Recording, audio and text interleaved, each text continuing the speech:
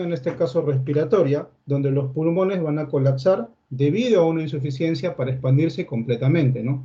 Ahora, esto puede afectar de forma parcial o completa los pulmones y poder provocar lo que es una disnea o en casos más graves una insuficiencia respiratoria, ¿no? Que generalmente la teletasia, como vamos a desarrollar más adelante, se va a presentar de una forma sintomática y uno de los problemas respiratorios más frecuentes puede darse después de una cirugía, ¿no? Entonces, englobando este pequeño concepto, podemos definir que la teletasia se va a entender, o qué entendemos por la teletasia, que es el colapso de una región pulmonar, en este caso periférica, que puede ser también segmentaria o lobar, o bien es el colapso masivo de uno o ambos pulmones, ¿no? En lo que corresponde a lo que es la etiología, o para ver un poquito sobre lo que son las causas, vamos a dividirlas en dos grupitos, como podemos ver en este caso en la infografía, en obstructivas y no obstructivas. ¿Y por qué? La teletasia en este caso está causada principalmente por lo que es un bloqueo o una obstrucción de una vía respiratoria, ¿no? Y la causa más común que en este caso se produce es por lo que es una anestesia general en una cirugía mayor. Ahora, como yo les había dicho, hay dos tipos. Hablamos de la obstructiva y la no obstructiva, ¿no? Cada una de ellas tiene una causa ¿cómo se llama? Particular, por lo cual se da la división, ¿no?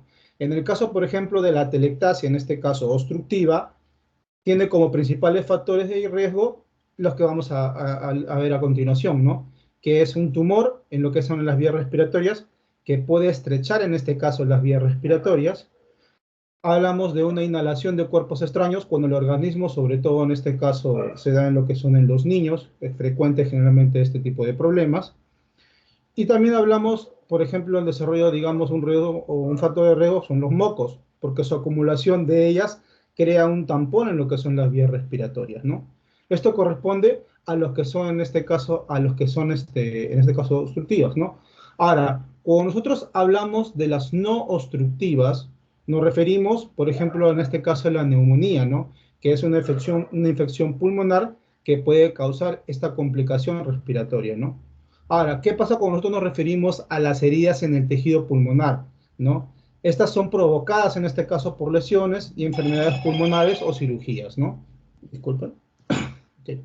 Ahora, cuando nosotros nos referimos a lesiones en las no obstructivas, nos referimos a un traumatismo torácico provocado por un accidente, que puede ser en este caso por un accidente de tránsito, ¿no? Con el auto, que nos puede llevar en este caso problemas en lo que es a la respiración a causa de justamente del dolor que causa justamente por este incidente, ¿no? Lo que puede acabar en una compresión en este caso de los pulmones, ¿no? Y el neumotórax generalmente está asociado cuando ocurre que el aire que entra en el espacio, digamos, entre los pulmones y la pared torácica, provoca un colapso entre los pulmones, ¿no? Pero generalmente también, y lo que nos dice la literatura, por lo menos que yo encontré, es que también dice que también el reposo prolongado, en este caso, cuando estamos mucho tiempo en una cama y generalmente hacemos o no hay muchos cambios de posición, es otro de los factores de riesgo que puede llevar también a desarrollar una telectasia, ¿no? Eso, digamos, como un punto o como una nota aparte, pues, ¿no? Ahora, cuando nosotros hablamos, en este caso vamos a hacer un poco de tipos, vemos ahí 6 circulitos. Generalmente también he encontrado una clasificación donde hay 3 puntos, ¿no? Pero he querido desarrollar estos 6, ¿no? Ahora, nosotros habíamos hablado de las causas, lo habíamos dividido en dos, obstructivas y no obstructivas. Generalmente en tipos la clasificación también es parecida. Cuando nosotros nos referimos a tipos de atelectasia, es por ejemplo, cuando nosotros en este caso nos referimos a tipos de atelectasia, tenemos que tener en cuenta que hay dos principales tipos, ¿no? Como les dije, obstructivas, también llamadas de resorción, y las no obstructivas, ¿no? Generalmente cuando nosotros nos referimos en este caso a las obstructivas, ocurre cuando hay algo que bloquea físicamente las vías respiratorias, ¿no? Y por el otro lado, cuando nos referimos a las no obstructivas, se pueden dividir en varios puntos, como son los que he visto acá en estos 6 puntitos de la bolita, que es lo que voy a desarrollar, ¿no? Estos tipos se relacionan más a lo que es el carácter no obstructivo. El primero tiene que ver con el de relajación o comprensiva, ¿no? Esta se va a producir, por ejemplo, cuando se acumula en este caso un líquido o aire entre el recibimiento de la pared torácica y la superficie de los pulmones, lo que va a provocar que los alvéolos pierdan aire, ¿no? Ahora, ¿qué pasa con la atelectasia adhesiva? Es causada por problemas pulmonares, en este caso de una índole más grave, como por ejemplo el síndrome de dificultad respiratoria, que básicamente consiste que en algún problema, digamos, en este caso del surfactante pulmonar, que es un agente, en este caso tensoactivo, que ayuda a los pulmones, que digamos, en este caso de muchas maneras, y una de ellas es que mantiene que los alvéolos estén estables y estén capaces de funcionar. Y así cuando se produce algún tipo de problema en este agente, los alvéolos en este caso pueden colapsar, ¿no? Eso tiene que ver con el punto, digamos, de atelectasia adhesiva. Ahora, cuando hablamos del tipo de atelectasia cicatrical, esto ocurre cuando el tejido que forma los pulmones tiene cicatrices, ¿no? Que van a impedir retener el aire, ¿no? Entonces, la atelectasia, en este caso de reemplazo, que es la que sigue, consiste en que los alvéolos van a estar llenos, digamos, de un tumor, y lo que hace que esta área del pulmón colapse justamente por esta participación de este tumor, ¿no? Ahora, ¿qué pasa con la que está relacionada a la deceleración, ¿no? Esta atelectasia de aceleración está relacionada directamente con lo que es, en este caso, la aviación. Por ejemplo, en este caso de los aviadores, o los pilotos, mejor dicho, vuelan, digamos, hacia arriba muy rápido. La aceleración puede cerrar sus vías respiratorias, ¿no? En este caso hablamos de a nivel de sus pulmones, lo que va a provocar que este tipo de atelectasia se dificulte, en este caso, su respiración y cause un dolor de pecho y en este caso se acompañe de tos, ¿no? Y por último, llegamos a lo que es la atelectasia redonda, ¿no? Que va a estar relacionada en este caso con las enfermedades, en este caso pleurales, ¿no? Es decir, afecciones que afectan en este caso el tejido delgado que recubre la cavidad, en este caso torácica, ¿no? Y y esta cavidad obviamente, rodea también lo que son los pulmones, ¿no? Una de las causas más comunes, por ejemplo, en esta atelectasia redonda se relaciona, por ejemplo, con el asbesto, ¿no? Que es cuando, por ejemplo, una persona está mucho tiempo inhalando lo que es asbestos durante un largo periodo, lo que termina haciendo es dañar la pleura, pues, ¿no? Dentro de los síntomas y signos, en lo que es la teletasia, por sí mismo yo había mencionado en lo que es su definición que podría darse de un carácter asintomático, ¿no? Entonces, esto se da a menos que se vaya desarrollando, por ejemplo, una hipoxemia o una neumonía, ¿no? Los síntomas, por ejemplo, de lo que es la hipoxemia tienden a estar relacionados con la agudeza y la extensión de lo que es la atelectasia. Ahora, con una atelectasia, en este caso hablamos que sea del tipo rápida y que sea extensa, puede aparecer en este caso disnea o incluso una insuficiencia respiratoria, ¿no? Entonces, con atelectasias de un desarrollo, digamos, de un carácter ya no rápido, sino lento, ¿qué pasa en estas? En una teletasia que sea, por ejemplo, lenta y menos extensa, los síntomas pueden ser leves o estar ausentes, ¿no? En este caso, cuando la neumonía causa, por ejemplo, una tos, una disnea y un dolor pleurítico, el dolor pleurítico también puede ser debido a una enfermedad que causó la atelectasia. Por ejemplo, hablamos en este caso el traumatismo torácico o una cirugía que había mencionado anteriormente, ¿no? Dentro de los signos de la teletasia, generalmente o a menudo van a estar ausentes, ¿no? Si el área de la teletasia en este caso es grande, va a ser detectable los sonidos respiratorios, ¿no? En este caso, sus sonidos respiratorios van a estar disminuidos en lo que es en la región donde vamos a identificar la telectasia. Y posiblemente también se surja una matidez a lo que hace la percusión y una disminución de lo que es la excursión torácica, ¿no? Como vamos a ver, por ejemplo, a continuación, cuando hablemos un poquito de la inspección y la palpación, ¿no? A menudo lo que vamos a descubrir, o vamos a más o menos descubrir estas situaciones, son cuando nosotros nos ayudemos en el área del diagnóstico, por ejemplo, con un diagnóstico por imágenes. Hablamos en este caso, lo ideal son placas radiográficas y, por ejemplo, las tomografías, ¿no? Ahora, dentro de lo que es la inspección, de lo que es la telectasia, vamos a encontrar lo que es una inmovilidad del hemitórax y una disminución de lo que es la movilidad, ¿no? También vamos a encontrar lo que es una retracción de hombro y de los espacios intercostales. Dentro de lo que es la palpación, vamos a encontrar vibraciones vocales abolidas, ¿no? En este caso, vamos a encontrar que hay una disminución, una evolución de las vibraciones vocales, debido a que también hay una disminución y un retardo de lo que es la excursión respiratoria. También vamos a notar en esto de la palpación una desviación traqueal.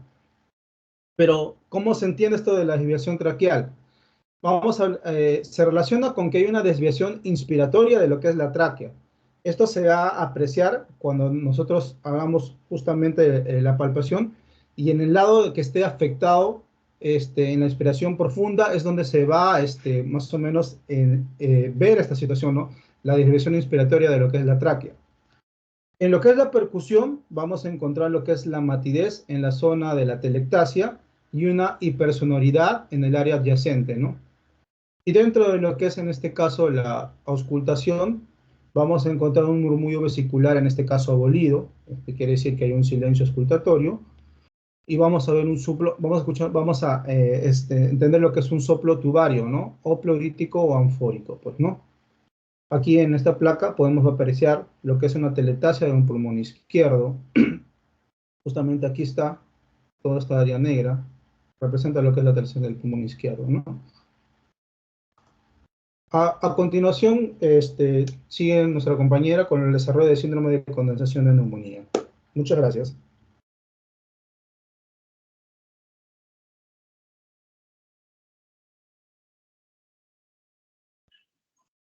A ver, ¿quién sigue? Yo sigo, doctora. Un ratito. Ya. Bueno, continuando. ¿Sí se me escucha, no, doctora? Sí se escucha. Ya. Bueno, continuando, continuaríamos con el síndrome de condensación, específicamente lo que sería neumonía, ¿no? Síndrome de condensación en sí va a ser un síndrome clínico que va a estar caracterizado tanto por signos y síntomas secundarios a cualquier proceso que densifique en sí el parénquima pulmonar, ya sea con un líquido o cualquier otro elemento, ¿no?, que ocupe este espacio alveolar. Y en el caso de la neumonía lo vamos a definir como una inflamación de las estructuras del parénquima pulmonar en el tracto respiratorio inferior, alvéolos y bronquios, ¿no? En cuanto a su etiología, vamos a ver que la neumonía va a tener una causa infecciosa o no infecciosa. En el caso de las infecciosas, vamos a ver que es más que todo fundamental dividirlo por grupos etarios, como tenemos acá, ¿no? Por ejemplo, en el grupo de los recién nacidos, se podría decir acá que básicamente es una por vía vertical, ¿no?, de la madre al hijo, ¿no? Y acá vamos a ver las enfermedades que se encuentran, por ejemplo, en el grupo TORCH, que son niños con bajo peso, con hepatoesplenomegalia también, ictericia y también con un compromiso de estado general, en el cual vamos a encontrar justamente que se da, ¿no?, esta neumonía. Y también, por ejemplo, en la etapa de formación en la vía intrauterina, que estaría acá también lo que sería la toxoplasmosis, la rubiola, el citomegalovirus y también el herpes. Y también vamos a ver que puede ser producido también al pasar por el canal del parto, por las enterobacterias que vemos acá en la imagen, en el cuadro, y también por los virus que causan infecciones de las vías respiratorias, que serían el virus sincitial respiratorio. Ya de aquí en adelante, las infecciones van a ser solo cuando pueden ser adquiridas ya en el entorno de la gente que nos rodea, ¿no? Por ejemplo, en los niños de 5 meses a 5 años, vamos a ver acá al Streptococcus pneumoniae, al Haemophilus influenza tipo B, al Haemophilus influenza no tipificable y al Staphylococcus aureus. Acá vamos a ver que adquieren mayor importancia todos los cuadros que son virales, gripales, desde lo que sería el virus sincitial respiratorio hasta la influenza, ¿no? Por encima de los 5 años tenemos lo que sería el Streptococcus pneumoniae, que básicamente estaría en el primer lugar, y también junto a él estaría lo que sería uno que es atípico, que es el Mycoplasma pneumoniae, y otro que es la Chlamydia pneumoniae. En el grupo de lo que es de 1 a 4 meses, vamos a ver que en sí es un grupo puente, ya que vamos a ver que depende mucho de la edad en la cual se encuentra el paciente, ¿no? Si es que está más cerca a la edad de un recién nacido o de 5 meses a más, vamos a ver que justamente va a estar afectado por los que ya estamos viendo acá, ¿no? Acá también vamos a ver que es característico lo que sería la clamidia trachomatis, también el virus sincitial respiratorio y también la parainfluenza. Siguiente, no, espera. Ahora, cuando es no infecciosas, también tenemos por causas químicas o también por hemorragias alveolares, edema pulmonar y también el cáncer. Siguiente, por favor. En cuanto a la etiopatogenia, un ratito. Ya, vamos a ver que acá el mecanismo va a ser, como ya mencioné, la inflamación del parénquima pulmonar y va a estar caracterizado en 4 etapas: el edema, la hepatización roja, que va a durar de 2 a 4 días, la hepatización gris y la resolución. El edema va a ser por vía va a causarse, ¿no?, por vía broncógena descendente, con los agentes microbianos que van a invadir estos alvéolos. Se van a activar justamente los linfocitos de helper 2 y los mastocitos de la vía aérea. Vamos a ver que induce una producción y liberación de mediadores inflamatorios y citoquinas, y va a aumentar lo que sería la permeabilidad de estas vías de conducción, como que son los bronquios y alvéolos, ¿no? En lo que sería la hepatización roja, que es la segunda fase, va a estar caracterizada por una congestión, exudado de líquido intraalveolar e infiltrado de neutrófilos. Y vamos a ver que el lóbulo afectado va a parecerse justamente, va a tener una apariencia de rojo vinoso, ¿no?, y con una consistencia similar a lo que es al hígado. En la hepatización gris vamos a encontrar un depósito de fibrina, destrucción de las células inflamatorias, y también vamos a encontrar una reacción pleural que es más intensa y que el pulmón vamos a encontrarlo con un color grisáceo, ¿no?, como vemos en la imagen del costado. Y ya en la etapa de resolución, este exudado alveolar se va a degradar por medio de enzimas de 8 a 10 días, y el pulmón va a recuperar su estructura y los restos semilíquidos vamos a encontrar que se eliminan mediante la tos. En cuanto a los signos y síntomas, en los primeros momentos vamos a encontrar que se van a presentar de manera más florida, pero posteriormente vamos a encontrar que ya no se presentan de forma tan llamativa, ¿no? Acá va a estar caracterizado por una disnea, que va a ser leve hasta severa, también una fiebre que va a depender de si hay este proceso infeccioso, y también en algunos casos el dolor torácico, que es una punzada del costado, si es que este foco neumónico está cerca de lo que sería la pleura parietal, que como sabemos está inervada. Y también vamos a encontrar tos con expectoración erumbosa, que es una expectoración purulenta, ¿no?, con un color se podría decir ladrillo, y que es por la presencia de sangre. Siguiente, por favor.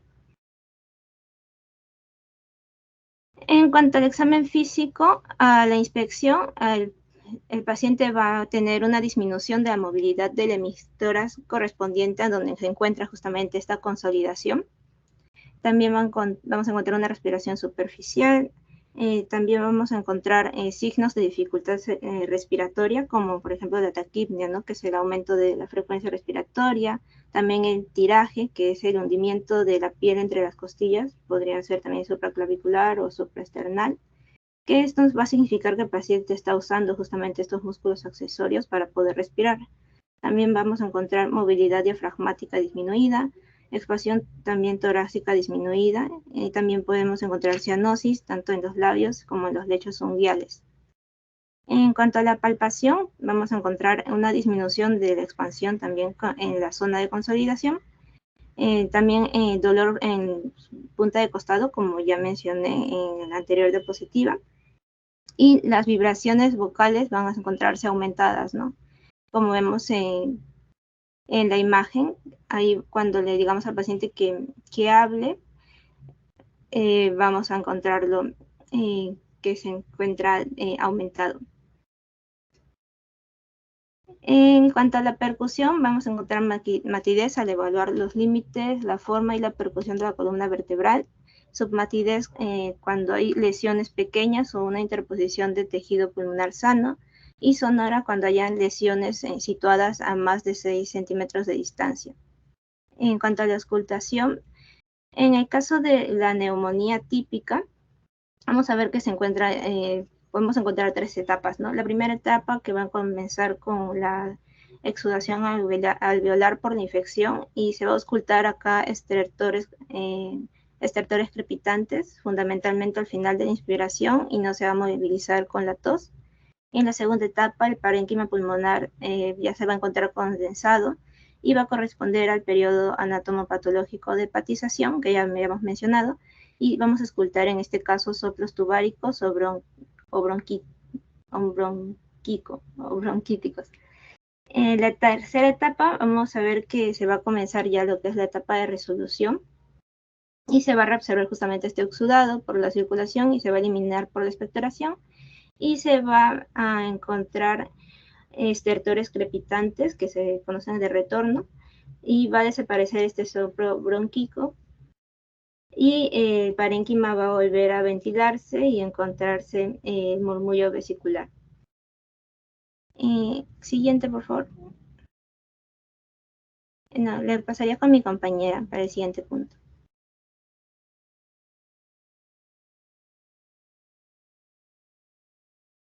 Bien, doctora, siguiendo la exposición voy a seguir hablando de lo que es el síndrome intersticial. Este síndrome intersticial, como dice ahí, tiene como definición que viene a ser un grupo de trastornos heterogéneos que se van a clasificar junto debido a que comparten manifestaciones clínicas, radiográficas, fisiológicas o patológicas similares, ¿no? Con grados de variables de inflamación y fibrosis. En lo que respecta a la etiología, esta síndrome intersticial se conocen más de 150 orígenes diferentes, pero solo el 35% de los casos es posible identificar el agente causal, ¿no? La cual vamos a tener tres tipos, ¿no? La cual el primero viene a ser la causa conocida o asociada a otras entidades clínicas bien definidas. Y segundo, vendría a ser primarias o asociadas a otras enfermedades no bien definidas. Y por último, las neumonías intersticiales y idiopáticas. En lo que referente al síndrome intersticial, las dos patologías más comunes vienen a ser las enfermedades pulmonares intersticiales, conocida como EPI, y la fibrosis pulmonar, que es la segunda causa, la segunda patología, ¿no? En esta ocasión yo voy a hablar la primera, que es enfermedad pulmonar intersticial, y mi compañera va a seguir con el segundo punto, que es fibrosis pulmonar. Siguiente, por favor. Por referente a la epidemiología del EPID, vamos a poder ver que, según la literatura, van a existir pocos datos sobre la epidemiología, pero las más frecuentes son la fibrosis pulmonar idiopática, la sarcoidosis, la neumonía organizada criptogénica y las enfermedades relacionadas con el colágeno y la neumonitis por hipersensibilidad, ¿no? Además, estas enfermedades también van a ser difíciles de diagnosticar debido a la gran variedad de presentaciones clínicas que pueda tener esta enfermedad, como son los estudios de imágenes, los estudios histopatológicos, y para que sea un diagnóstico confiable se debe basarse en la combinación de los datos clínicos, como vienen a ser una correcta anamnesis, una exploración física adecuada, y también podemos utilizar como complemento los estudios radiológicos laboratorios, ¿no? En lo que respecta a la aproximación diagnóstica, como estaba mencionando, se va a apoyar de la anamnesis y la exploración física, ¿no? Además, también tenemos que ver los hábitos de tabaco, ¿no? Que también viene a ser un factor que se debe tomar en cuenta, ¿no? Por eso que a la persona se le debe preguntar si es fumadora, activo o pasivo, ¿no?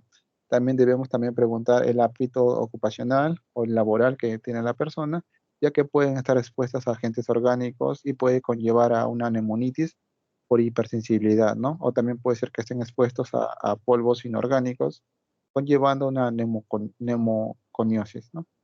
Además, también es importante tener las fechas y duración de las exposiciones, ¿no? También la duración de los síntomas y por último también los fármacos que emplea el paciente, ¿no? Siguiente, por favor. Entre las manifestaciones más recurrentes tenemos la disnea, que es la disnea de esfuerzo, que viene a ser lentamente y progresiva, y también que va a darse durante algún tiempo, ¿no? Que esto puede ser, que el paciente puede presentar también como único síntoma la disnea. También la mayoría de ellos también puede presentarse la tos seca persistente, porque la tos improductiva es poco infrecuente que se presente en ese tipo de enfermedades, ¿no? También puede verse una alteración en la radiografía del tórax, también puede presentar hemoptisis, que es poco también frecuente, pero también puede presentar síndromes de hemorragias alveolares difusas, ¿no? También el dolor pleurítico Y también, por último, las manifestaciones extrapulmonares, ya que algunas enfermedades pulmonares intersticiales parten también del trastorno multisistémico, ¿no? Donde podemos también tener el engrosamiento de la piel. Siguiente, por favor.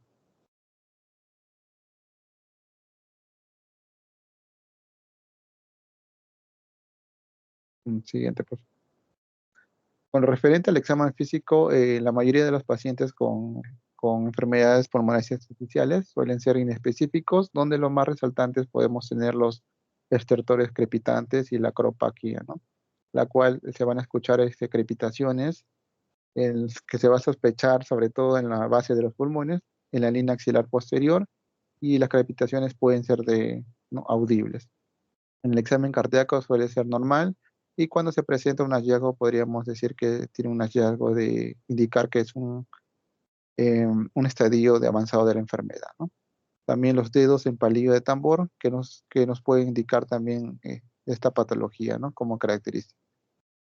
También podemos tener también las hallazgos extrapulmonares que se pueden también identificar, manifestaciones extrapulmonares de enfermedades también sistémicas, ¿no? Siguiente, por favor.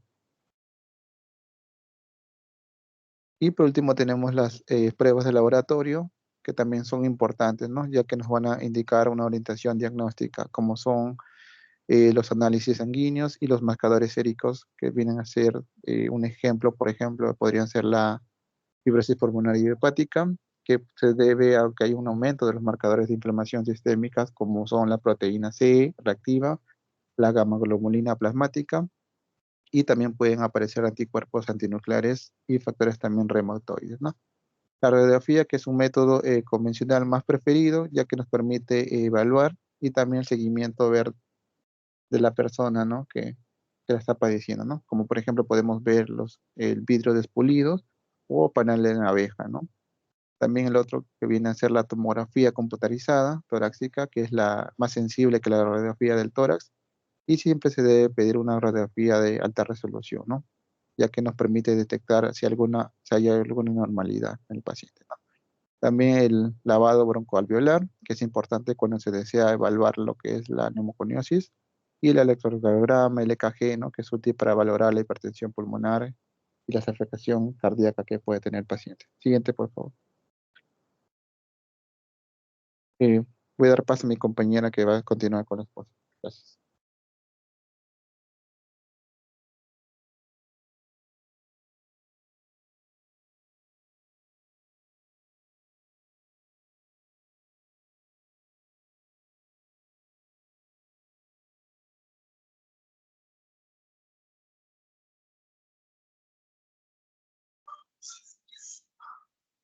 Sí, ¿qué pasó?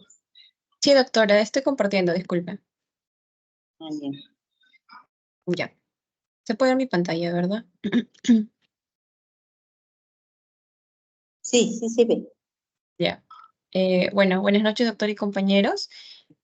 Soy Anabel Santarriaga y continuando con la exposición voy a hablar sobre la fibrosis pulmonar idiopática, que viene a ser la causa más frecuente de enfermedad pulmonar intersticial difusa, ¿no? Más conocido como PID, que ya había mencionado mi compañero. Bueno, para empezar, la fibrosis pulmonar idiopática viene a ser una forma de enfermedad pulmonar fibrosante progresiva. Bueno, decimos que es fibrosis porque va a haber una sustitución de tejido pulmonar por un tejido fibroso cicatricial, ¿no? Que viene a ser un tejido conectivo. Pulmonar porque, bueno, es relativo a los pulmones, idiopático porque es de causa desconocida. Epidemiológicamente hablando, esta enfermedad es poco frecuente, suele afectar a entre 14 a 43 personas de cada 100.000 habitantes. Suele ser más frecuente en varones en comparación a mujeres y suele afectar con mayor frecuencia a los adultos mayores, ¿no? Más o menos entre la sexta o la séptima etapa de la vida, aunque también se ha visto casos de pacientes con fibrosis pulmonar idiopática de edades tempranas. Con respecto a la etiología, pues como ya lo mencioné, es de causa desconocida, pero se ha visto asociado a ciertos factores, ¿no? Como por ejemplo el tabaquismo, antecedentes de reflujo gastroesofágico, también exposición al polvo de metales, al polvo de madera, exposición a ganados, por ejemplo, a polvos vegetales y animales, y también a ciertos agentes microbianos, ¿no? Por ejemplo, se ha visto en pacientes con infecciones virales crónicas, ¿no? Particularmente asociados al virus Epstein-Barr y a la hepatitis C. También se ha visto que el factor genético juega un papel bastante importante, ¿no? Y el gen relacionado viene a ser el gen ELMOD2, ¿no? Que es un gen de función biológica desconocida que se encuentra localizado en el cromosoma 4q31 y se cree que es un gen de susceptibilidad para la fibrosis pulmonar familiar. También se ha visto que la mutación del gen de la proteína C y A2 del surfactante está asociado a la forma familiar de esta enfermedad, ¿no?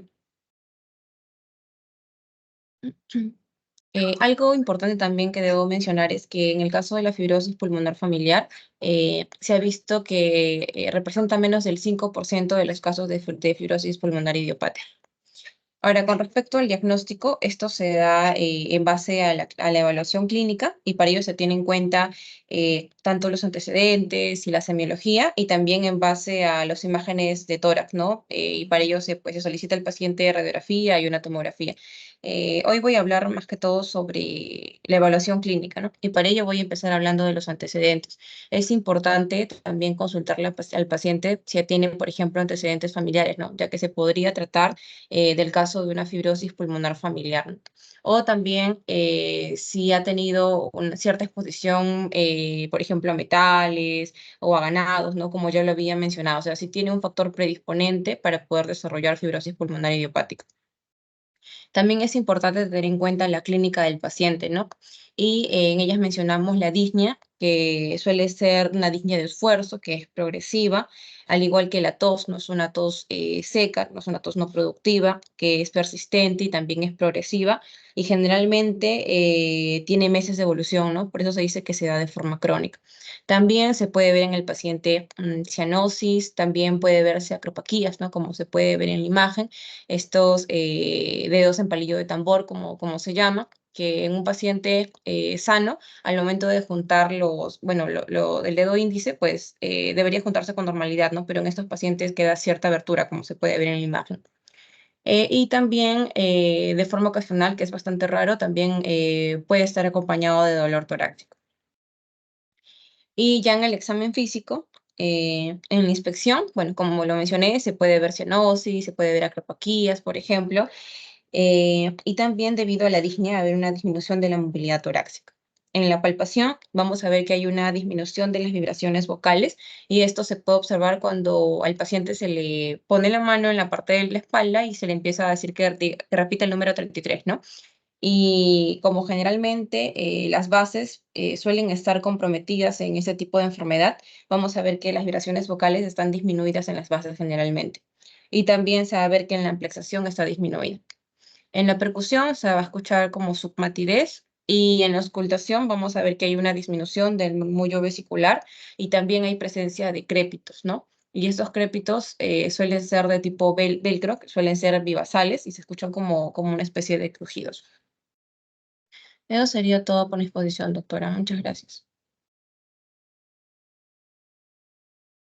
Bien, entonces ya hemos visto síndrome de condensación, enfermedades intersticiales, falta el síndrome cavitario, ¿no? Sí, doctora. Bueno, continuando con la exposición, con lo que vendría a ser el síndrome cavitario. El síndrome cavitario es un conjunto semiológico y radiológico que nos conduce al diagnóstico de un proceso de rarefacción limitada del parénquima pulmonar. La cavitación es un estado debido a una destrucción del parénquima pulmonar con formación de una cavidad, ¿no? Y cuando la cavidad está rodeada de una inflamación, o también llamado neumonitis, se comporta como un síndrome de condensación pulmonar. Con respecto a la etiología, vamos a tener en la etiología un quiste como etiología a un quiste hidatídico, que este quiste hidatídico es producido por un parásito denominado equinococo granuloso. Eh, También como una etiología, la etiología que tiene más predominancia, bueno, la tuberculosis, que es muy característico en la cavitación, y esto se debe a la evacuación del material gaseoso como consecuencia de la evolución desfavorable de una lesión bronconeumónica. También vamos a tener a un carcinoma broncógeno que puede cavitar debido a una pérdida de la sustancia necrótica central dentro de la masa tumoral. Otro mecanismo es el de la obstrucción de un bronquio, con una infección, una necrosis y una cavitación en el parénquima alejado del tumor, y se produce en tejido no neoplásico. También tenemos en la etiología a lo que vendría a ser absceso primitivo del pulmón, que ahí vamos a tener que son aquellos que asientan en un parénquima previamente sano, y los gérmenes pueden llegar al pulmón por vía broncógena o por vía hematógena. Broncógena van a predominar los gérmenes anaerobios y también aerobios, ¿no? Y para que se produzca esto, son necesarias enfermedades predisponentes, una disminución o una abolición de los mecanismos de defensa del aparato respiratorio, y focos infecciosos de la cavidad orofaringea que pueden aspirarse.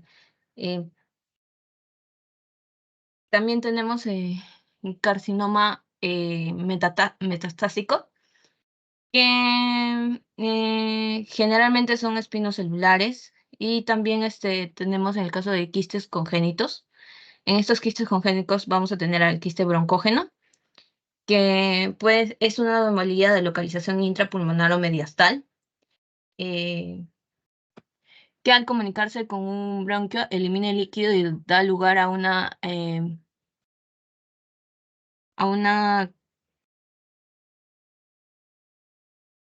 calidad de paredes finas. Tenemos también al quiste por secuestro pulmonar, que son formaciones quísticas, que es una anomalía de un área del parénquima pulmonar. Y también tenemos a lo que vendría a ser el quiste alveolar, que comprende variedades como vesículas subpleurales pequeñas y ampollas de enfisema y bronquiectasis quísticas. Y tenemos otras causas como también el infarto pulmonar, una neumoconiosis, pseudoquistes pulmonares traumáticos, y entre otros. Siguiente, por favor.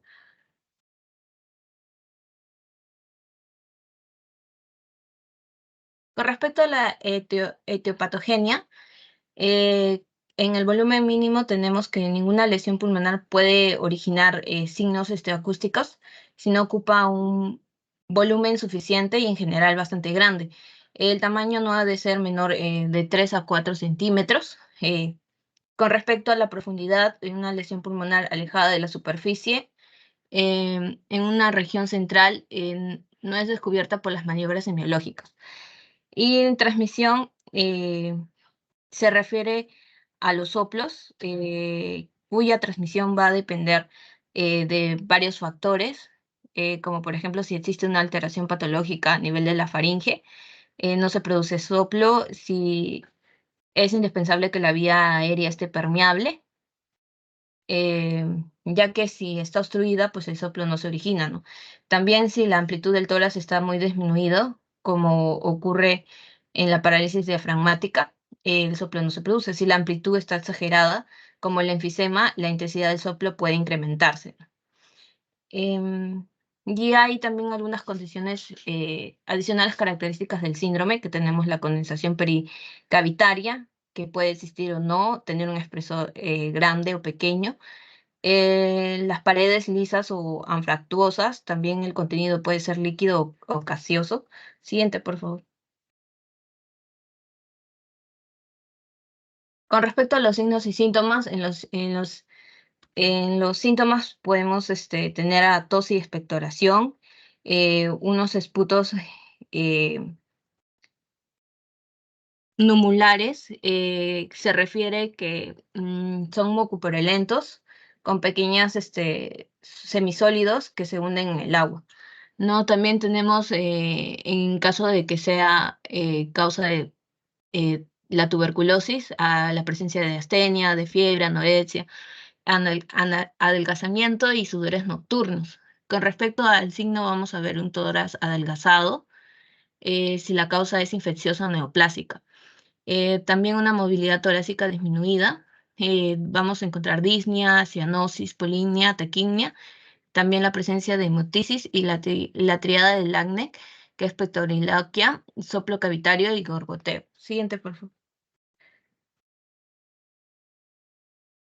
Con respecto al examen físico, en la inspección vamos a ver una retracción del tórax, una disminución de lo que vendría a ser los movimientos respiratorios.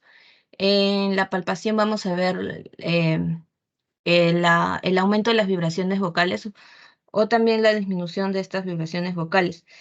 Y con respecto, siguiente por favor. A la percusión, la sonoridad variable. Si hay una cavitación ocupada, se va a escuchar mate. Si hay una cavitación vacía, timpanismo. Y en la auscultación vamos a ver que los ruidos respiratorios pueden estar disminuidos o abolidos, la presencia del soplo de tubo cavitario, la presencia de estertores crepitantes, gorgoteo cavitario o pectoriloquia. Siguiente, por favor. Es todo por mi parte. Muchas gracias, doctora. Muy bien. Ahí terminó los síndromes parenquimales. Sí, doctora. Ya. No vienen sacado la diapositiva, pero bueno, vamos a hacer un pequeño resumen de lo que son los síndromes parenquimales. ¿Bien? Los síndromes parenquimales generalmente se agrupan en síndrome de condensación, síndrome de enfermedades intersticiales y los síndromes cavitarios. Dentro del síndrome de condensación se encuentra la neumonía y la atelectasia, que bien la han descrito, ¿no? Lo referente al cuadro clínico, lo sustancial para ustedes debe ser la diferenciación semiológica de un cuadro de atelectasia de un cuadro de neumonía. Por ejemplo, semiológicamente, ¿qué vamos a encontrar en la neumonía? A la inspección, a ver quién expuso neumonía. ¿Qué observamos a la inspección?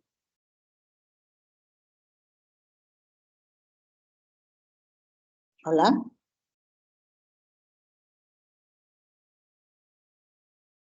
A ver quién hizo la exposición de neumonía. Doctora, ¿me escucha?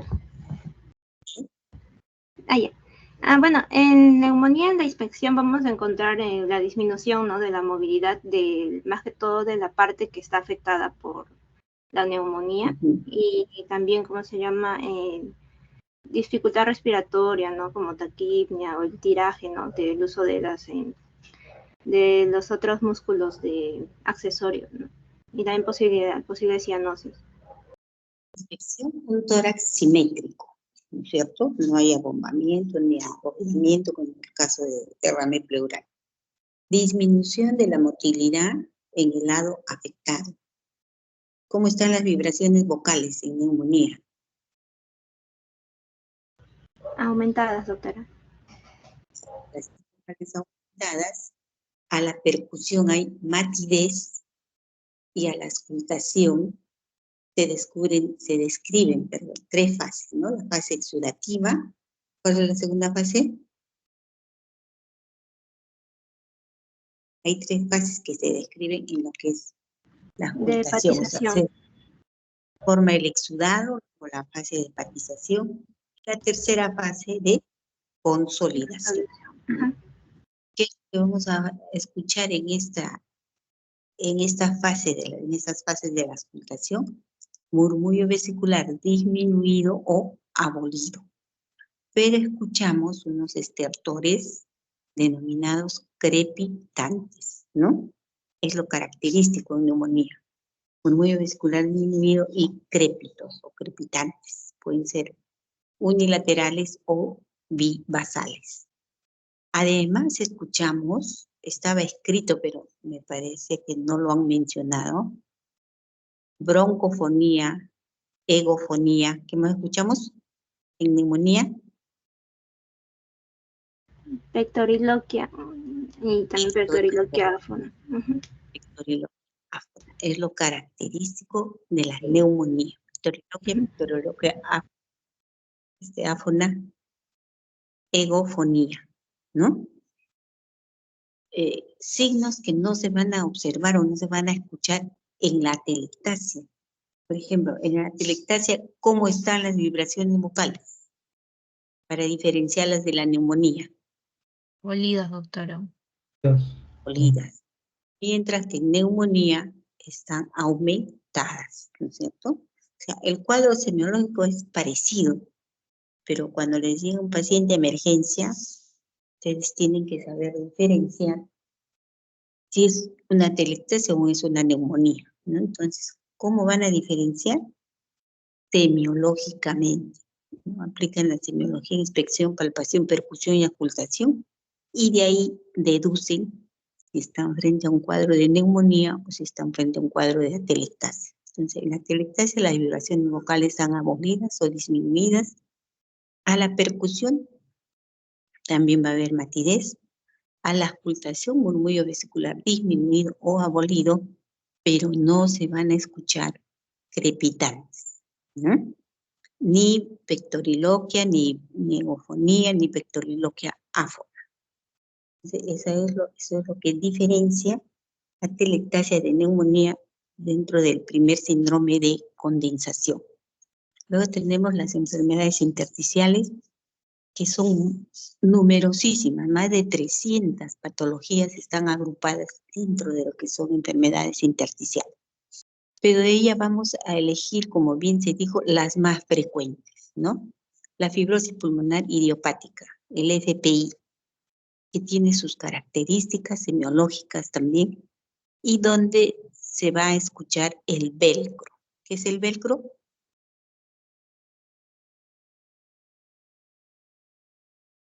A ver, ¿quién puso? Es un tipo de crepitante, doctora, que se escucha como crujido y se escucha pues en el tiempo de inspiración, ¿no? ¿Solo en la inspiración?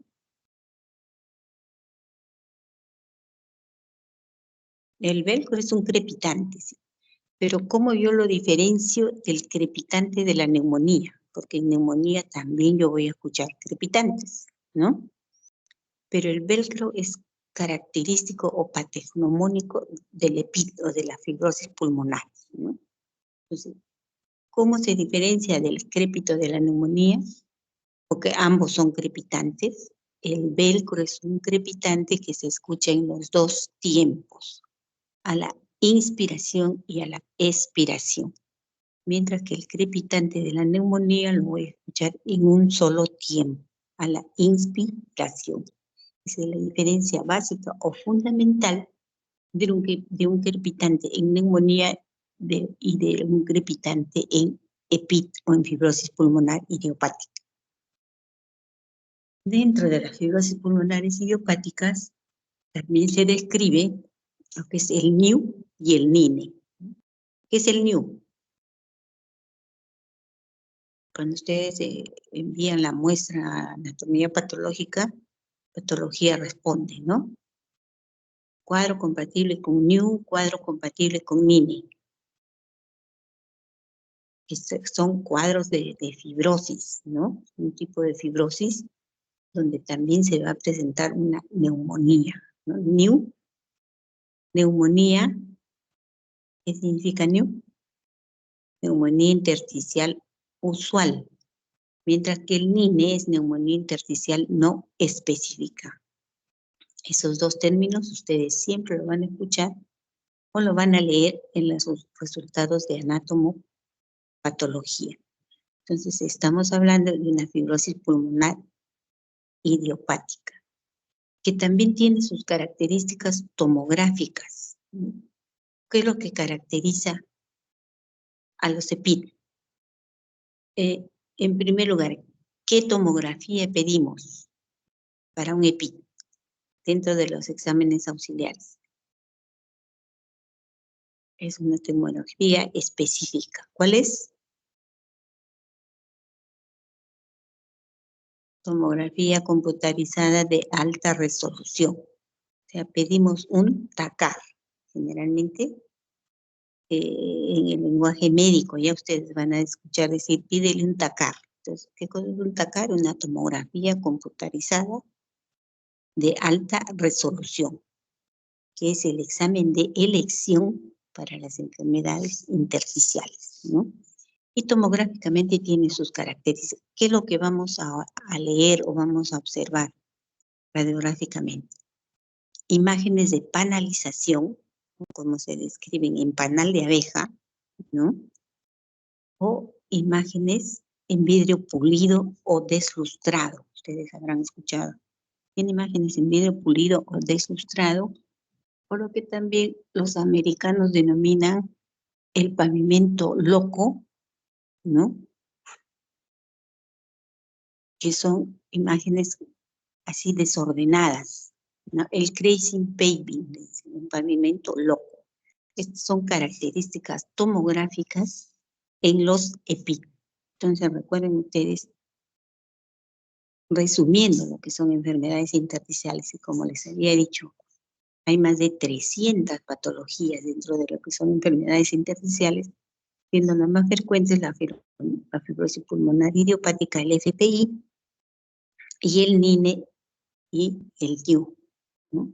Dentro de los exámenes auxiliares que se piden como complemento para el diagnóstico están los exámenes de sangre, ¿no? La analítica de sangre, las imágenes, que también son ayuda para el diagnóstico.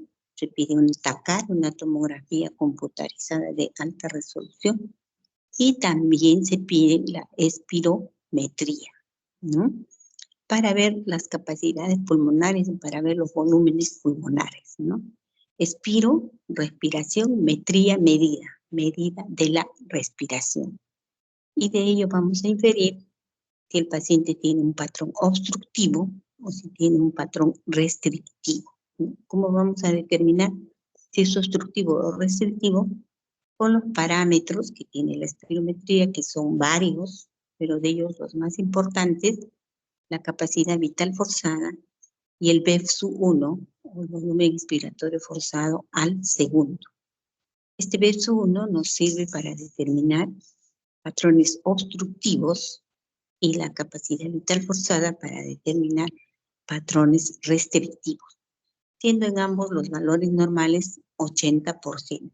Si yo tengo un BEFSU-1 en 75%, entonces yo más o menos estoy induciéndome a pensar que estoy frente a un patrón obstructivo. Por ejemplo, el asma.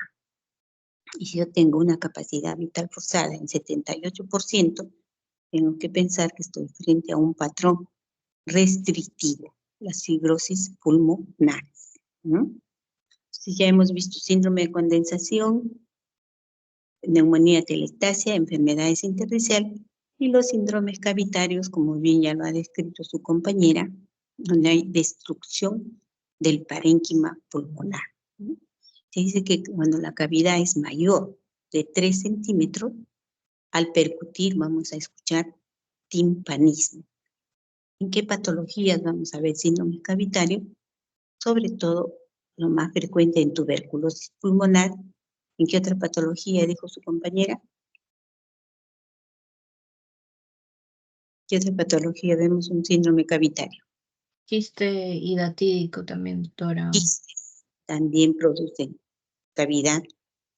Los abscesos pulmonares, las neumonías se pueden cavitar o se pueden abscedar y se cavitan, ¿no? Las micosis pulmonares también pueden producir cavidades, ¿no?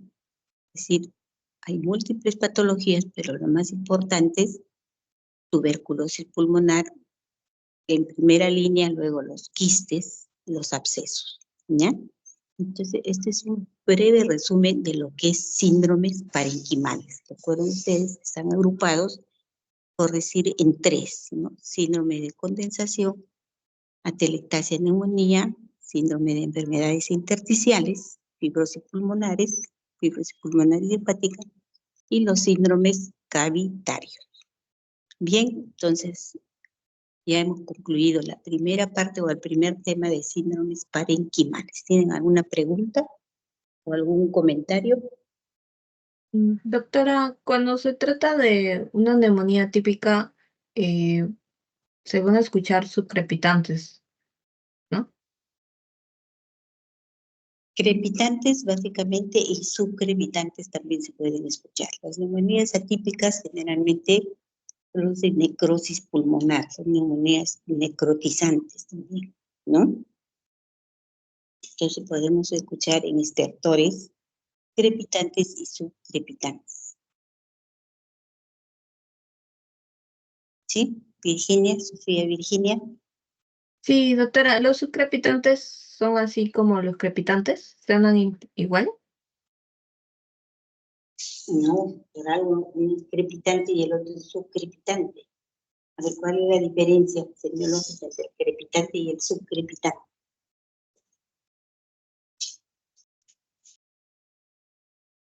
A ver, ¿qué han visto en semiología? Por algo es, uno es crépito y el otro es subcrépito, ¿no?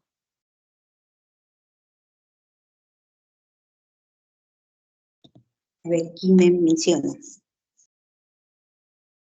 Al hacer semiología estudiamos crepitantes, subcrepitantes, roncantes, sibilantes, ¿no?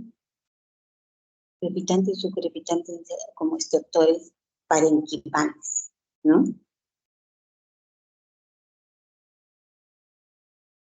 Doctora, el crepitante se escucha como un crujido, ¿no?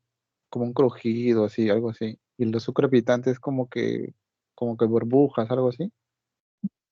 Un sonido de burbujas. Crepito es como un chasquido, un crujido. Un chasquido, ¿no? Escuchar en la inspiración. Recuerden ustedes, un crépito es en inspiración. Mientras que el subcrépito es más tenue, se escucha más suave, como un burbujeo o algo así, ¿no? Vamos a los ruidos, o al querer comparar los ruidos, el crepitante en sí se escucha nítido como un crujido, un chasquido, ¿no? Mientras que el subcrépito no, da la impresión como que es un burbujeo al oído, ¿ya? A ver, y me respondió Giancarlo, ¿no? José Giancarlo. Sí, doctora. Bien. Bien, Sofía, ¿contenta con la respuesta? Sí, doctora. Sí, bien. Entonces, hacemos un break, pero breve de 3 minutos nada más, para que vayan cargando sus diapositivas de síndromes pleurales. ¿Sí? A ver, un breve descanso, se ponen de pie o toman un cafecito, pero en 3 minutos. Nos volvemos a reencontrar. Permiso.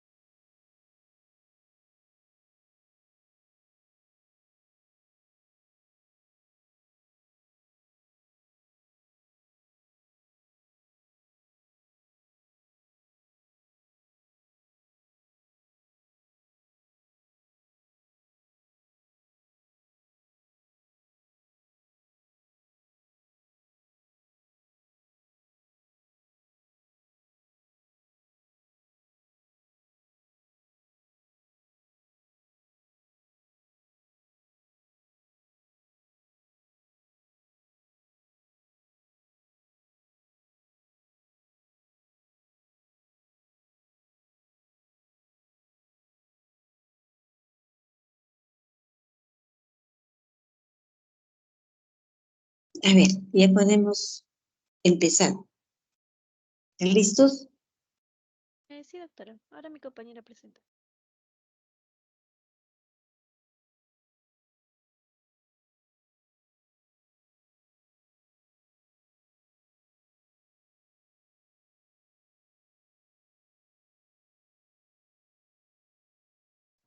Disculpe, ¿se puede observar? Sí. Eh, Sí, observa. ya, doctora. Bueno, buenas noches, doctora y compañeros. En esta oportunidad, mi grupo, va a hablar sobre lo que es el síndrome pleural. Entonces, bueno, yo soy la alumna Caterine González Jamanca. Ya, bueno, iniciando mejor dicho con la exposición, vamos a hablar un poquito más sobre lo que es la anatomía de la pleura. De por sí nosotros ya sabemos que la pleura pues va a ser una membrana que va a ser serosa y bueno, va a estar encargada de proteger lo que son los pulmones, ¿no? Ahora, esta pleura vamos a ver que se va a dividir en dos, tanto la pleura visceral como también la pleura parietal.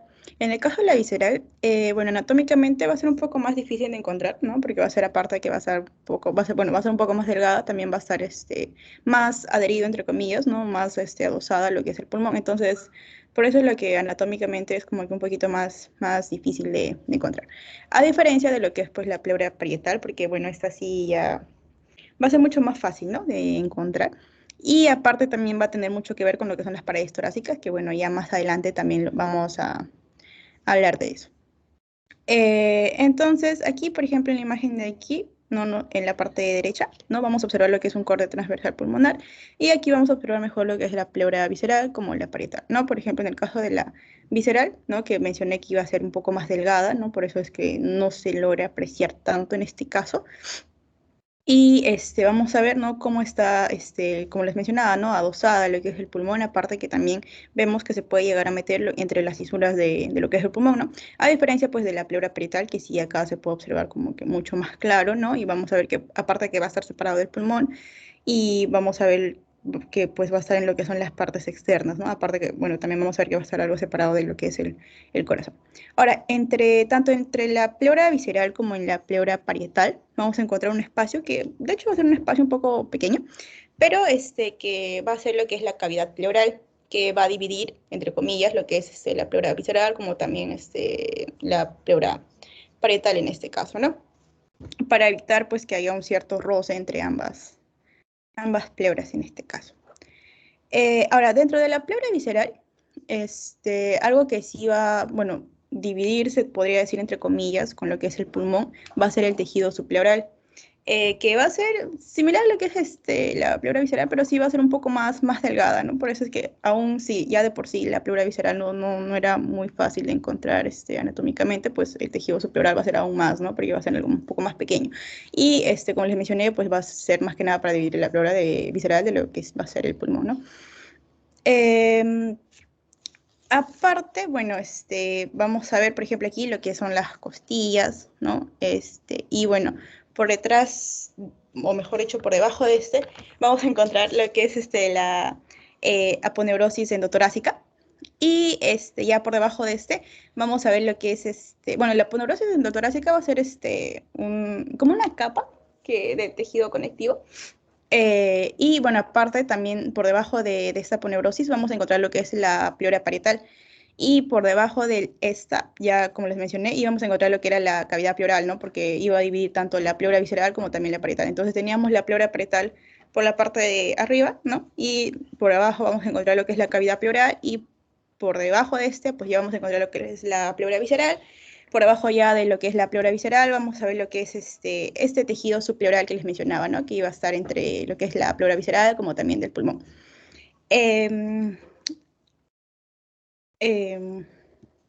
Ahora, bueno, aquí, ¿no? Dentro de la pleura parietal, vamos a ver también que va a tener como una pequeña subdivisión, se podría decir. Y bueno, aquí en esta pequeña imagen nos vamos a fijar que, bueno, va a ser un poco más para poder identificar dónde va a estar ubicado, se podría decir, estas pequeñas subdivisiones, ¿no? Entonces vamos a ver que dentro de la pleura parietal vamos a encontrar la pleura diafragmática, la pleura mediastínica, la pleura costal, también lo que es la cúpula pleural. En cuanto a lo que es pleura mediastínica, ¿no? Va a ser representada aquí en este caso por la línea roja, ¿no? Aquí esto, lo que va a estar aquí, lo que estoy señalando, va a ser lo que es la columna vertebral, ¿no? Y bueno, la parte de aquí ya va a ser la parte anterior, ¿no? Que igual lo vamos a ver a lo que es al lado derecho, pero es un poco más para que se logren guiar, ¿no? Y bueno, aquí vamos a ver lo que es la parte del esternón, ¿no? La parte anterior, y bueno, aquí lo que es la columna vertebral, ¿no? Y bueno, esto ya vendría a ser lo que es el pulmón. Entonces, lo que va a estar señalado de rojo aquí, de la línea roja, va a ser lo que es la pleura mediastínica. Y bueno, ya lo que va a estar de azul, vamos a ver lo que es la pleura costal, ¿no? Que igual se puede observar aquí, ¿no? Aquí vamos a ver lo que es la columna, el esternón, las costillas, los pulmones. Entonces, la parte de aquí va a ser lo que es la pleura mediastínica, ¿no? Y la parte de aquí ya, pues, ya va a ser la pleura costal. Aquí, bueno, también es igual, ¿no? Para que se logren guiar, vamos a ver aquí lo que es la parte del esternón, lo que son las costillas, ¿no? Y lo que es el pulmón. Entonces, para nosotros poder ubicar lo que es la pleura diafragmática, bueno, como su propio nombre lo dice, bueno, va a estar ubicada la parte de lo que es el diafragma, ¿no? Entonces vamos a encontrarlo más en la parte inferior, en lo que va a estar aquí señalado de color como rosa, ¿no? Y bueno, en cuanto a lo que es la cúpula pleural, ya va a estar en la parte superior, ¿no? En lo que es el ápice del pulmón. Igual aquí lo podemos observar mucho mejor, ¿no? Entonces, aquí vemos lo que es la pleura diafragmática y lo que es en la parte superior, pues ya vamos a ver lo que es la cúpula pleural. Luego también vamos a ver lo que son los bordes de lo que es la pleura. No vamos a encontrar lo que son los bordes inferiores, ¿no? Su propio nombre lo dice, va a ser en la parte inferior del pulmón, a la altura de donde va a estar pues, el diafragma, ¿no? Junto con lo que es la pleura diafragmática, también con lo que es la pleura mediastínica en este caso. Y bueno, en cuanto a lo que es la posterior, nos vamos a seguir aquí, ¿no? Que bueno, la posterior va a ser más que nada, básicamente la unión de lo que es la pleura diafragmática con lo que es, perdón, digo lo que es la mediastínica con lo que es la costal, pero esta va a estar a nivel de lo que es la parte de la columna vertebral, ¿no? Y a diferencia, pues, de lo que va a ser la anterior, que va a ser básicamente lo mismo, ¿no? Entre la unión de lo que es el mediastino, bueno, la pleura mediastínica con lo que es la pleura costal, pero en la parte anterior, en donde va a estar lo que es el esternón. Y, bueno, en este caso, aparte, bueno, también vamos a ver lo que son los recesos o senos, que básicamente van a ser como unos pequeños huecos o unos pequeños espacios que van a estar vacíos, que no van a ser parte del pulmón. Por ejemplo, aquí lo vamos a observar, la parte de aquí, ¿no? Que va a ser el receso o seno costo-mediastínico, porque, bueno, como su propio nombre lo dice, va a ser en la parte del mediastino, ¿no? Y la parte inferior vamos a ver también igual, ¿no? Estos huecos o estos senos, que ya va a ser lo que es el costo diafragmático, porque pues va a ser a la altura de lo que es el diafragma. ¿No? Igual aquí lo podemos observar, ¿no? Finalmente, esto es solo la parte de la pleura, ¿no? Aquí vamos a ver lo que es estos senos mediastínicos, y bueno, aquí en la parte inferior lo que es ¿no? Vemos un vacío que no es la parte del pulmón, ¿no? A eso es lo que se le va a llamar los senos, ¿no? Entonces, ya vendría a ser lo que es el diafragmático, el costo diafragmático. Y bueno, esto es en la parte anterior, ¿no? Y ya esto es en la parte posterior que, bueno, igual se va a observar más, ¿no? Y bueno, eso sería más que nada todo por mi parte. Le voy a dar el pase a mi compañera. Gracias.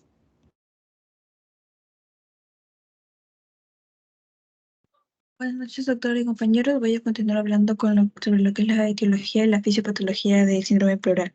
El síndrome pleural está compuesto por lo que es el neumotórax y el derrame pleural y va a variar dependiendo de cada uno de ellos la etiología.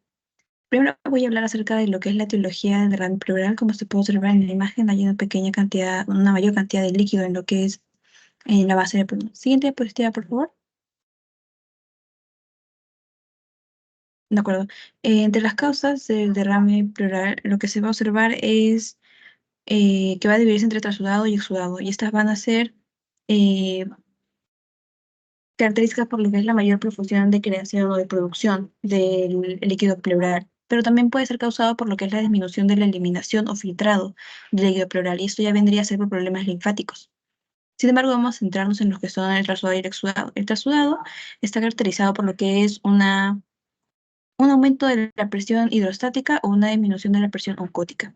La presión hidrostática va a ser la que va a salir del mismo contenido del vaso hacia afuera de las paredes, mientras que la presión oncótica va a ser de los sustancias o solutos dentro del vaso que va a jalar hacia adentro la fuerza.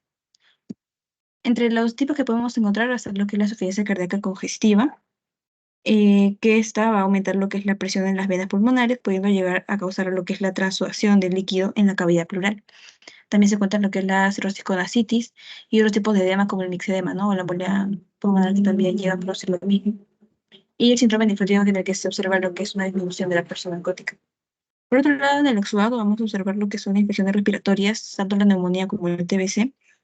La neumonía es una infección pulmonar que va a llegar a desencadenar una respuesta inflamatoria en la pleura, aumentando lo que es el líquido dentro de ella. Y la tuberculosis puede llegar a causar derrame pleural por propagación directa de la infección.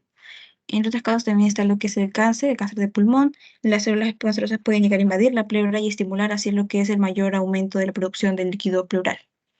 Siguiente diapositiva, por favor.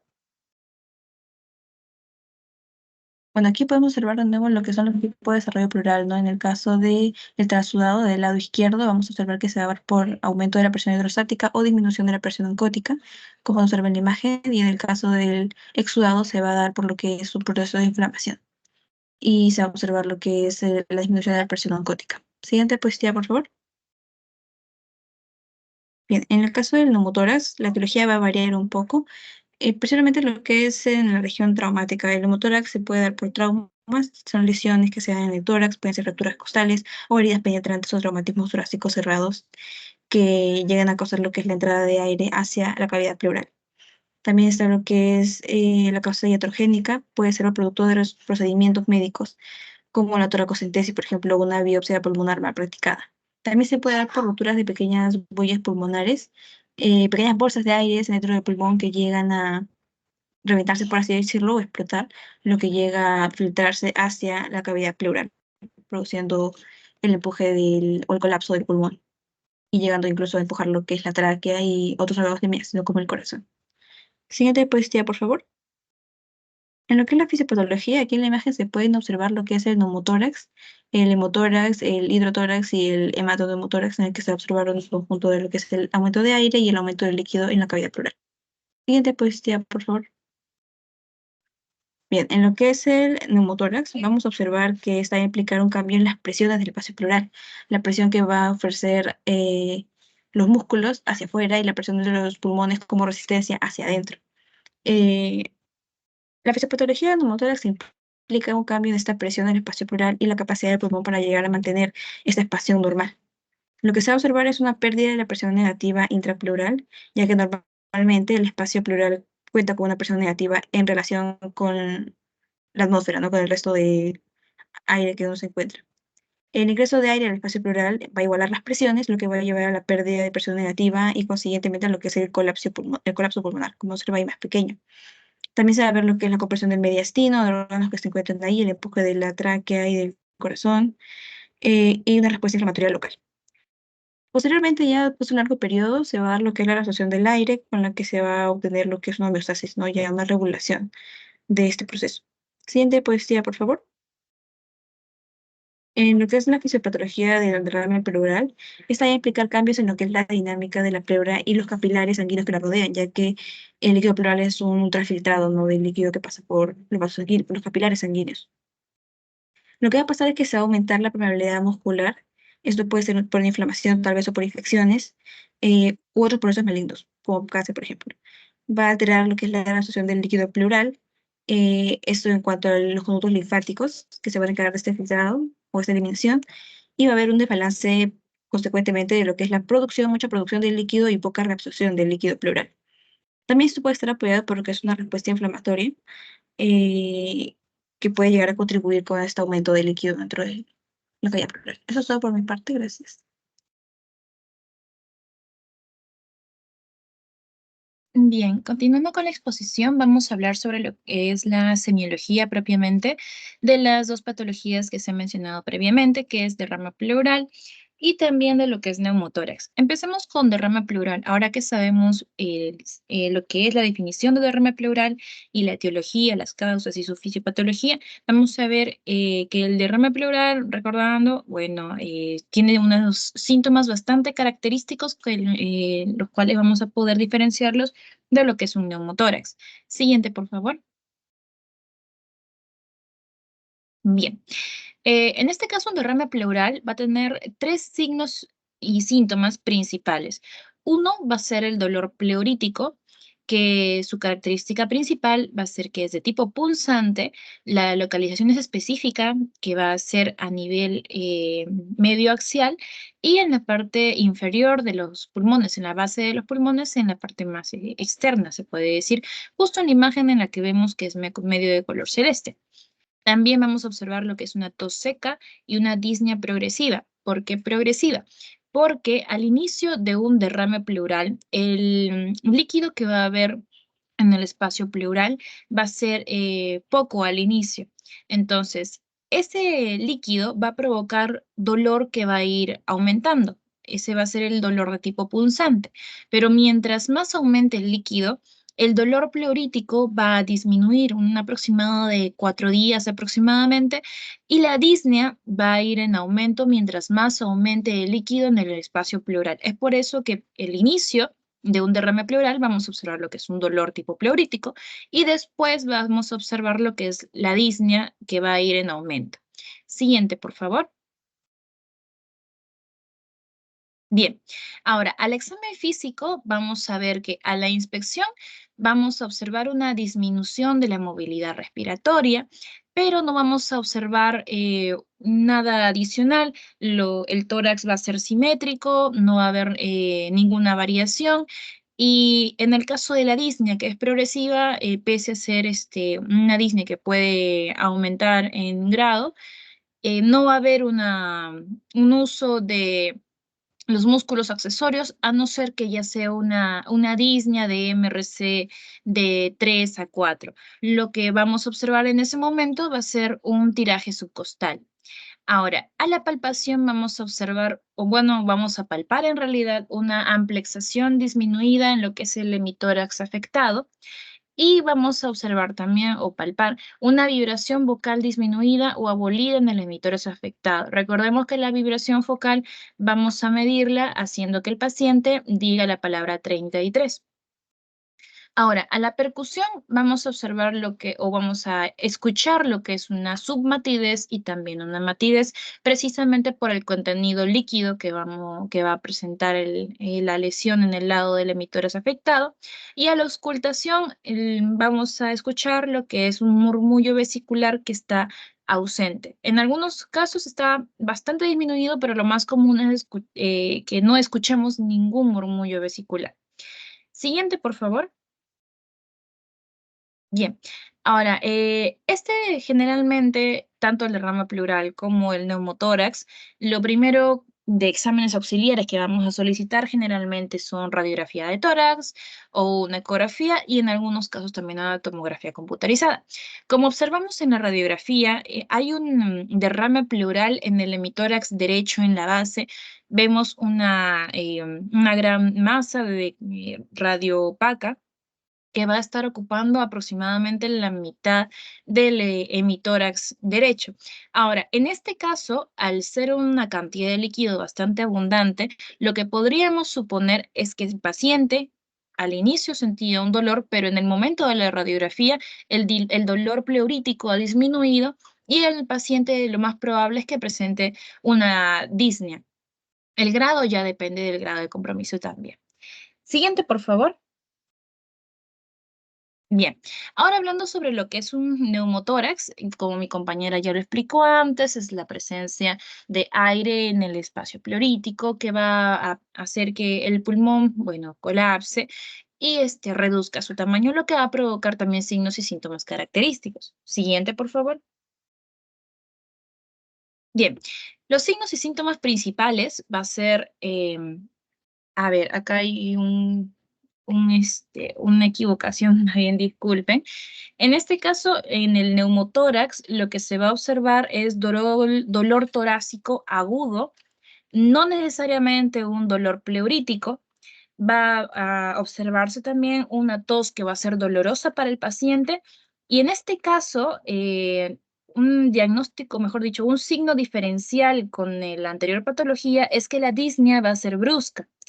También va a observarse, bueno, se va a observar una taquipnia y una cianosis.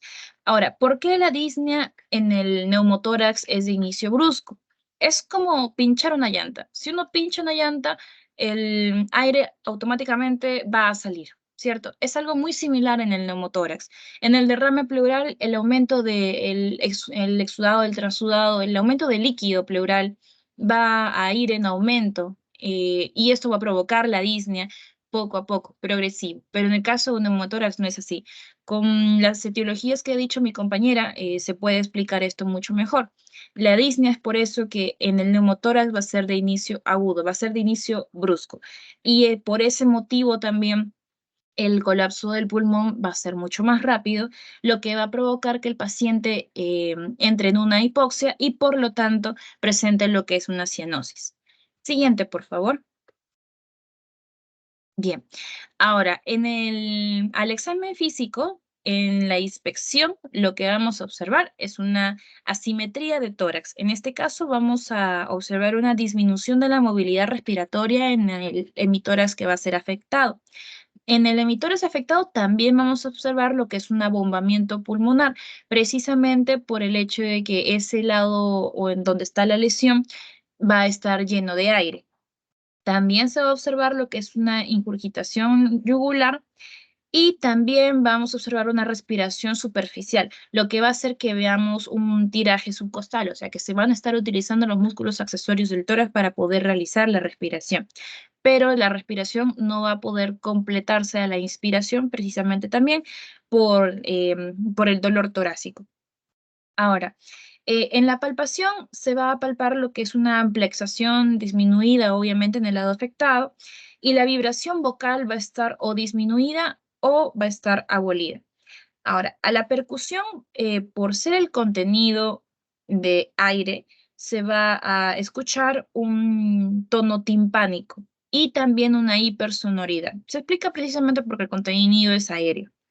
Y ahora la auscultación, el murmullo vesicular va a estar obviamente abolido en el emitórax afectado y también se va a escuchar lo que es el soplo anfórico. Siguiente, por favor.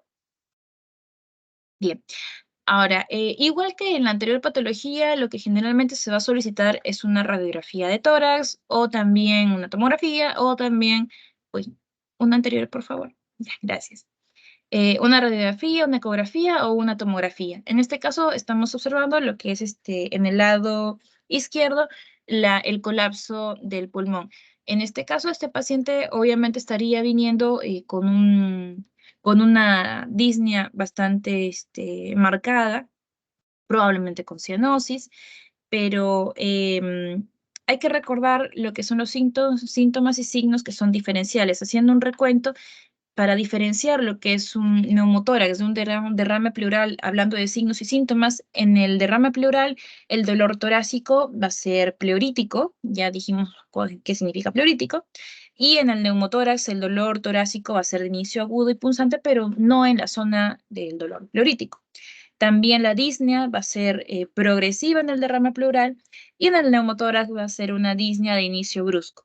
Y en el caso del neumotórax va a presentar lo que es la cianosis, mientras que en el derrame pleural no va a presentarse tanto al inicio como lo sería en un neumotórax.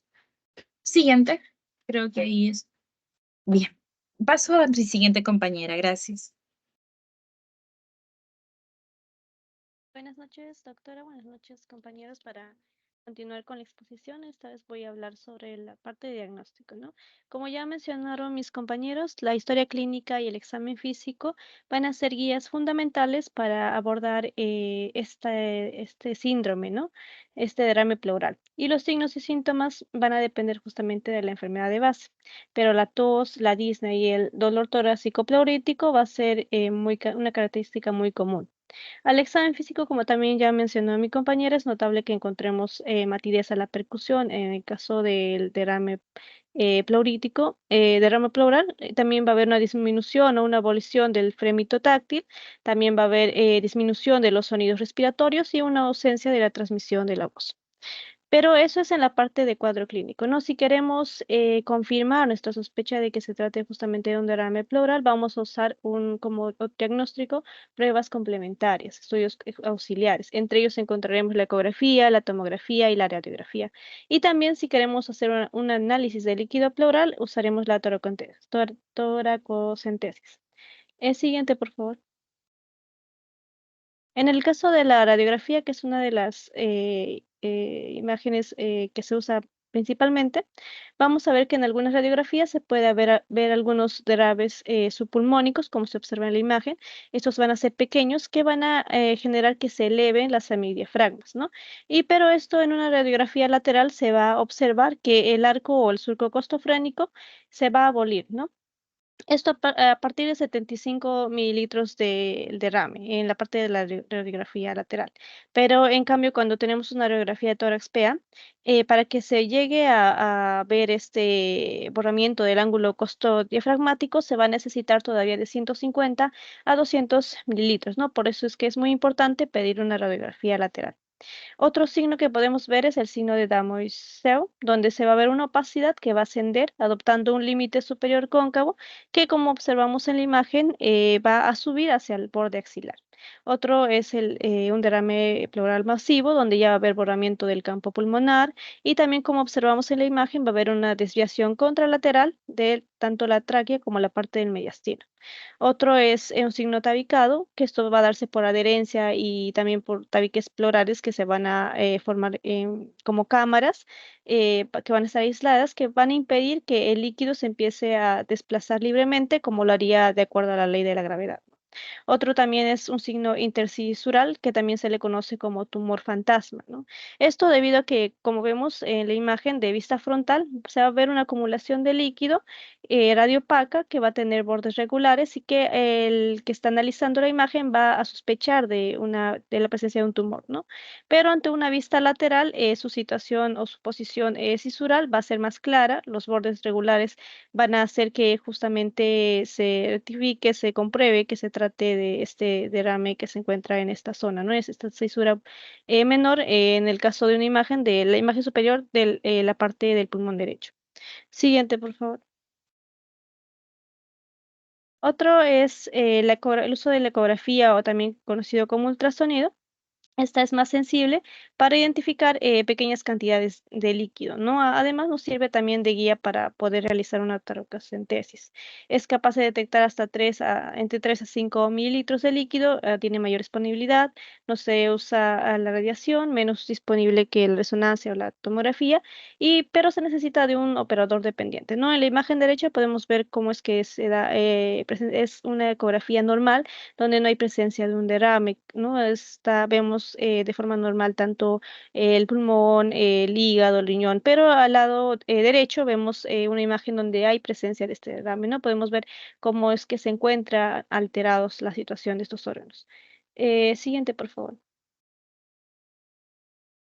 Con respecto a la tomografía, bueno, va a permitirnos una mejor valoración tanto de la parte del parénquima pulmonar, también del mediastino, ¿no? Nos va a poder ayudar a diferenciar el engrosamiento pleural o si hay ya una consolidación como tal del derrame, ¿no? Esto es capaz de detectar de hasta 2 mililitros de líquido, se usa la radiación, ahí tiene mayor disponibilidad también, detecta engrosamiento, como mencioné, inflamación o tumoración pleural. Y también además es un operador independiente.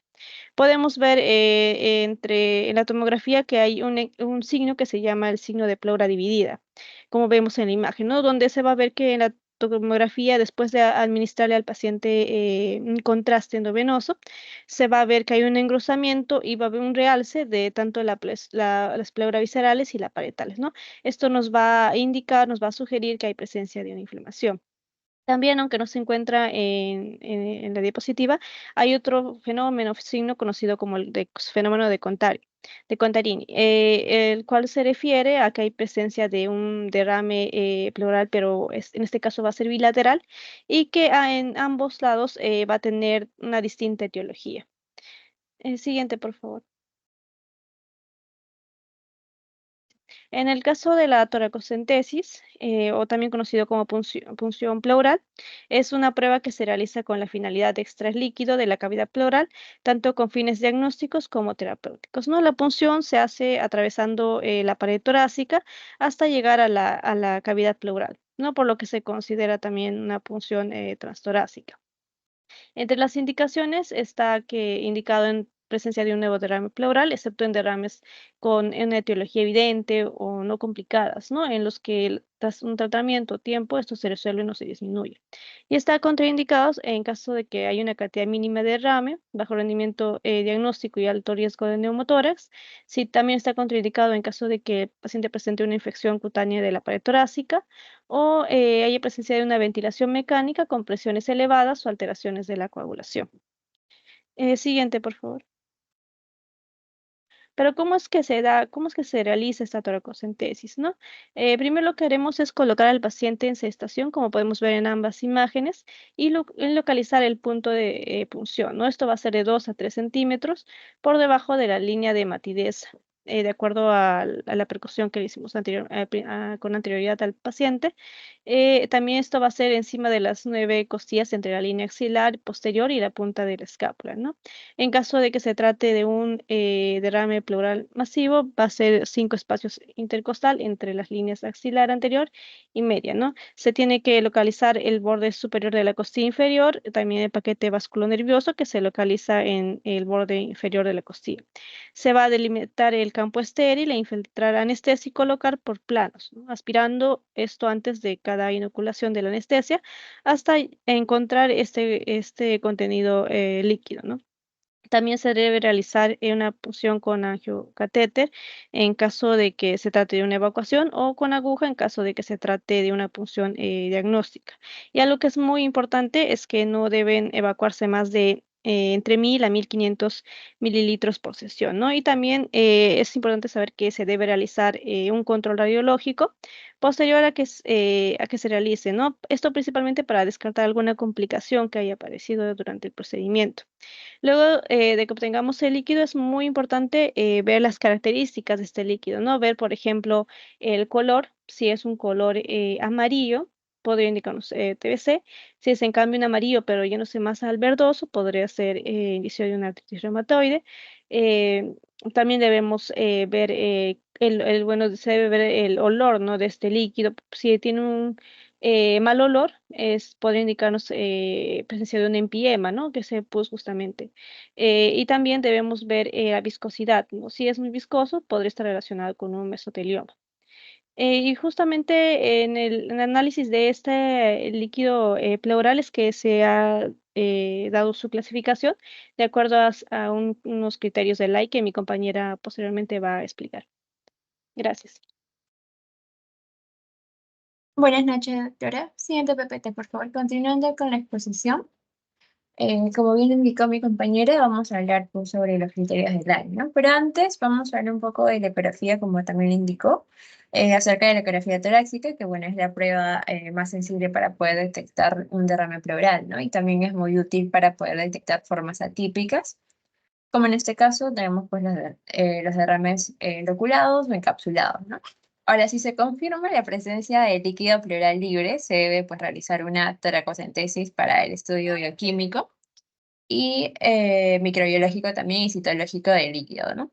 El estudio bioquímico va a permitir la clasificación de los derrames pleurales en exudados y transudados. Y bueno, si el derrame cumple al menos uno de los siguientes criterios de ley, pues se clasificará como exudado. En este caso, en el exudado vamos a tener algunos criterios. Entre ellos es la proteína en líquido pleural o la proteína sérica, que debe ser mayor a 0.5, mientras que en el transudado va a ser menor o igual a 0.5. En el LDH en líquido pleural o LDH sérico debe ser mayor a 0.6 en el exudado, mientras en el transudado es menor o igual a 0.6. En el LDH en líquido pleural es mayor a 2/3 del límite de la normalidad en suero y en el transudado es menor a 2/3 en el líquido pleural, ¿no? Entonces, además de ello, pues va a permitir analizar algunos otros parámetros, como por ejemplo tenemos ahí también la glucosa, que es mayor a 30 miligramos por decilitro, que es típico del derrame reumatoideo, ¿no? Y también hay que ver ahí el colesterol, la amilasa, ¿no? Que también puede ser típico de la pancreatitis, neoplasias o algunas perforaciones esofásicas. Y ver, como en este caso es el estudio citológico, que también puede orientarnos, ¿no? En este caso, ver el hematocrito, que puede ocasionalmente ver un líquido sanguinolento con hematocrito mayor al 1%, y acá ya hay que pensar pues un derrame pleural maligno. También podemos ver lo que es un predominio de polimorfos nucleares, que correlacionalmente son procesos agudos, ¿no? También podemos ver los mononucleares, que son procesos crónicos, y los linfocitos, que son mayores al 50%, ¿no? Que esto ya nos va a originar pues, un origen ya tuberculoso o pues tumoral. Y por último hay que ver también lo que es la eosinofilia en el líquido, que también puede aparecer en presencia de sangre y también en derrames secundarios a vasculitis o incluso también a fármacos, ¿no? Ver también lo que es el estudio microbiológico, que bueno, se va a realizar mediante la determinación del gramo. Y ya por último, ver también lo que es la biopsia pleural cerrada, ¿no? Que ya es un método poco cruente, pero que suele también realizarse cuando no se ha llegado pues, a un diagnóstico como tal, o sea, etiológico, del exudado, de- del exudado con la toracocentesis, ¿no? Siguiente PPT, por favor. Bien, entonces acá tenemos un cuadro que está dividido en transudado y exudado, y en cuanto al mecanismo vamos a ver que son totalmente distintos, ¿no? En el transudado, en el mecanismo pues va a aumentar lo que es la presión hidrostática, va a tener una disminución de la presión oncótica y puede ser por pérdida o falla de síntesis o también una mala absorción o desnutrición, ¿no? En el exudado, el mecanismo pues va a tener un aumento de permeabilidad capilar, va a producir una inflamación crónica y ocasionalmente puede producir lo que son neoplasias.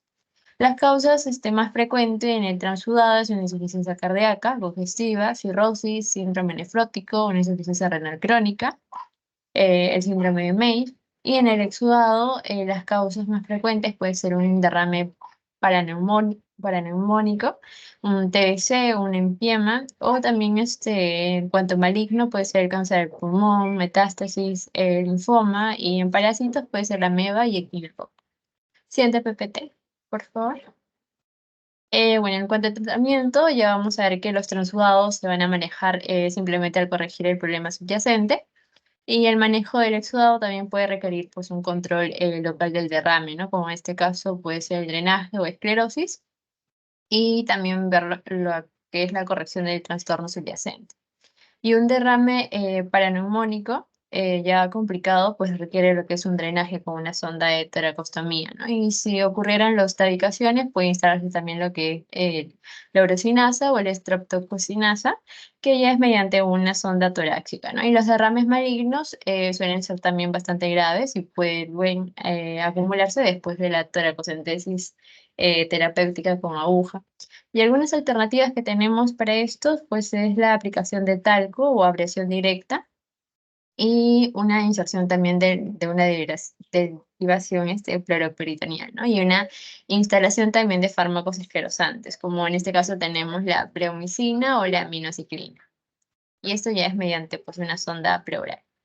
Siguiente PPT, por favor. Eso sería todo por nuestra parte, doctora. Muchas gracias.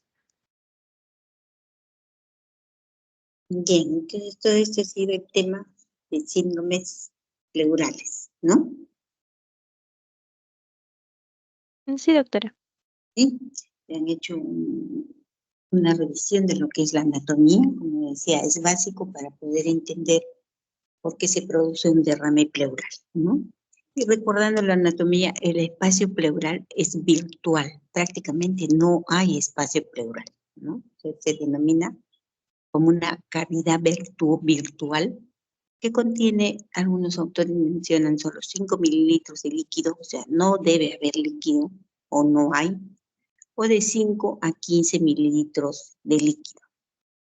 Se halla entre las dos pleuras, la pleura parietal y la pleura visceral, que están envolviendo ambos pulmones, y estas pleuras, ambas pleuras se van a unir a nivel del ilio. Ahí se une la pleura parietal con la visceral, forman la cavidad pleural, que, como les digo, es una cavidad virtual. ¿Por qué se produce el derrame? ¿Por qué se acumula el líquido?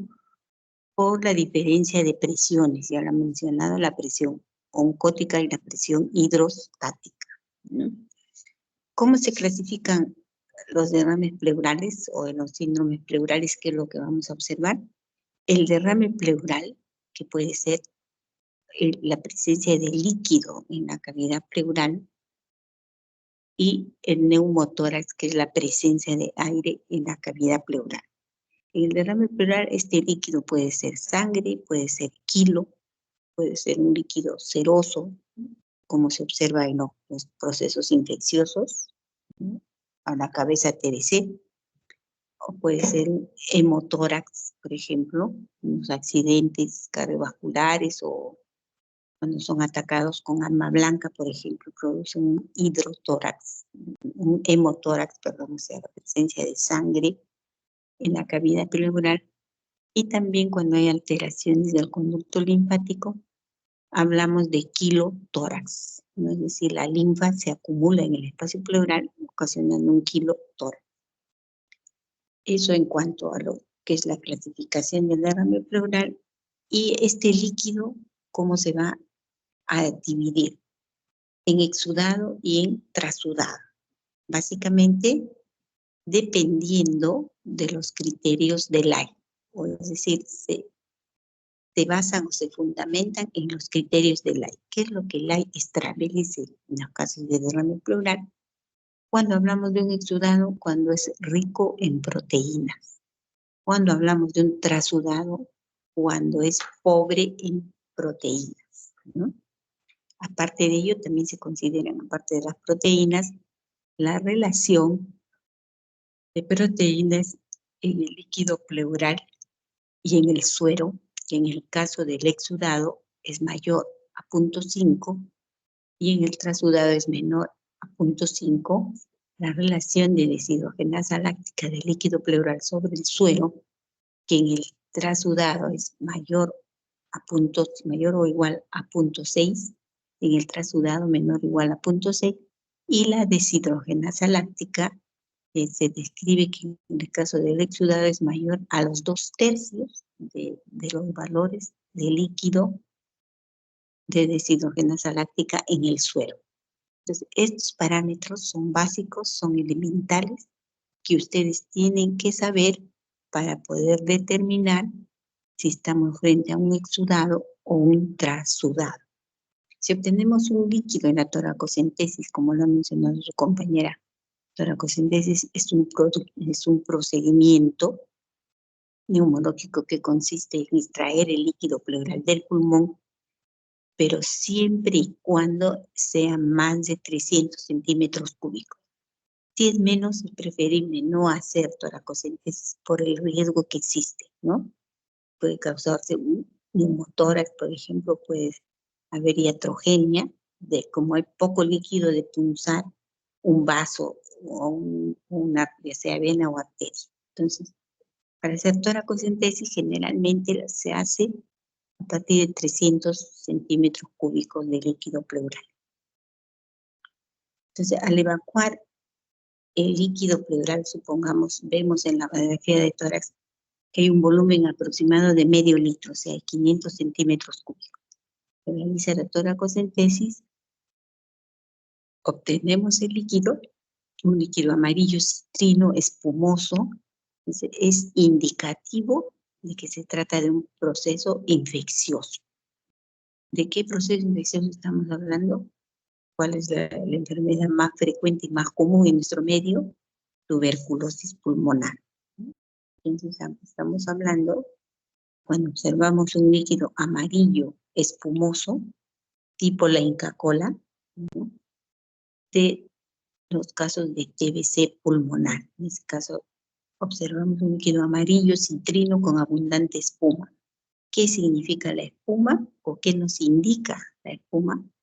Es rico en proteínas, ¿no? Entonces es un exudado. El exudado es rico en proteínas, el trasudado es pobre en proteínas. ¿En qué casos vamos a ver exudado? En los procesos infecciosos, ya les he mencionado, tuberculosis en primer lugar. ¿Y en qué casos vamos a ver trasudado? es decir, un líquido pobre en proteínas, en los casos de insuficiencia cardíaca congestiva y en los síndromes nefróticos. En esos casos podemos observar un trasudado. Entonces ya hemos revisado la anatomía, las clases de derrame pleural, los criterios del AI, que es fundamental y elemental para que ustedes puedan saber si están frente a un trasudado o un exudado. La toracocentesis y procedimiento diagnóstico, cuando se debe hacer una punción. Y esta toracocentesis puede ser diagnóstica o terapéutica. Para una toracocentesis diagnóstica solo obtenemos 20 centímetros de líquido pleural para enviarlo al laboratorio para el estudio bioquímico, citológico y el bacteriológico. Una toracocentesis terapéutica es cuando se extrae más cantidad de líquido pleural. Estamos hablando ya de un derrame pleural de moderado a grave, es decir, hay más de 500 centímetros cúbicos de líquido. Entonces, se realiza con la finalidad de evacuar ese líquido y de disminuir la disnea que va a presentar el paciente, ¿no? Imagínense usted un paciente con medio litro de líquido en el pulmón, lógicamente el cuadro clínico va a ser evidente de una disnea marcada. Si uno evacúa esa cantidad de líquido, el paciente empieza a respirar mejor. Cuando se suspende la toracocentesis, o sea, cuando uno deja de extraer el líquido pleural, cuando el paciente empieza a toser, es un signo indicativo que ya no se debe seguir extrayendo líquido porque ya hay roce con la pleura, ¿no? Entonces, generalmente se ve cuánto se extrae de líquido, su compañera lo dijo, 800 centímetros cúbicos me parece, pero algunos autores mencionan que se puede extraer hasta 1000 centímetros cúbicos, ¿no? 1200 ya es muy riesgoso, hasta 1000. En 800 ya el paciente empieza a toser, que hay irritación pleural, entonces uno suspende ya el procedimiento. Cuando vemos en una radiografía, o sea, qué cantidad de líquido debe haber para que tenga traducción radiológica el derrame. Se ve un paciente con el cuadro clínico de derrame pleural, le tomo una radiografía para que tenga evidencia radiológica qué cantidad de líquido debe haber mínimo en la placa, en el pulmón, no en la placa, si en la placa va a evidenciarse o va a reflejarse lo que hay en el pulmón, ¿no? ¿Qué cantidad de líquido para que se obture el seno costo diafragmático? Ya sea derecho o izquierdo. Sí, doctora, bueno, de acuerdo a la posición, si es frontal sería de hasta entre 150 a 200, pero si es de lateral sería 75, para que haya un borramiento del seno costodiafragmático. El seno costodiafragmático y tenga traducción radiológica, ¿no? Generalmente en la práctica nos valemos no de la posición lateral, sino de la otra posición, para evidenciar el derrame pleural de 150 a 200 centímetros cúbicos. En ese caso ya hay traducción radiológica, es decir, el seno costodiafragmático está obturado, ¿no? La cantidad mínima de líquido que debe haber. El paciente viene con un cuadro clínico sugestivo de derrame, pero muchas veces se toma la radiografía y no se ve nada, no hay líquido, ¿no? O sea, es un derrame incipiente, es un derrame que recién está apareciendo o recién está formándose, ¿ya? En ese caso, ¿qué otro método de apoyo al diagnóstico utilizamos o qué otro examen de apoyo al diagnóstico vamos a utilizar? Una ecografía. La ecografía pulmonar también puede ser útil para evidenciar derrames pequeños o derrames tabicados o loculados, ¿no? Entonces, revisamos lo que es el cuadro clínico del derrame o la semiología del derrame. Entonces, a la inspección, tórax asimétrico, abombado o abovedado en el lado del derrame, dependiendo de la cantidad de líquido, ¿no? A la palpación, ¿Murmullo vesicular pasa o no pasa? ¿Qué dice? Estamos en inspección, palpación, murmullo vesicular. No, perdón, estamos a la inspección. A la palpación, vibraciones vocales abolidas, no pasa. A la percusión, matidez, porque hay líquido, hay agua, a diferencia del neumotórax que vamos a observar, o vamos a escuchar timpanismo, en el caso de derrame, matidez, y a la auscultación, el murmullo vesicular abolido o disminuido dependiendo de la magnitud del derrame. Entonces esos son los signos semiológicos del derrame pleural, ¿no? Inspección, tórax asimétrico, a la palpación, vibraciones vocales no pasan, a la percusión, matidez, y a la auscultación, murmullo vesicular abolido o disminuido dependiendo de la magnitud del derrame. En cuanto al tratamiento, la etiología es múltiple, ¿no? Generalmente puede ser de etiología, puede ser no, es de etiología infecciosa, ¿no? Ya hemos mencionado en primer lugar tuberculosis pulmonar, hablamos de un exudado, o cuando hay patología subyacente, se trata de un exudado, por ejemplo, la estenosis mitral también puede producir derrame pleural, ¿no? El síndrome nefrótico, como les había mencionado, también puede ocasionar un derrame pleural, pero en este caso, pobre en proteínas, hablamos de un trasudado. Entonces creo, este es brevemente el resumen de lo que son síndromes pleurales. No sé si falta enfatizar algo. ¿Tienen ustedes algún comentario o algún aporte en cuanto a síndromes pleurales?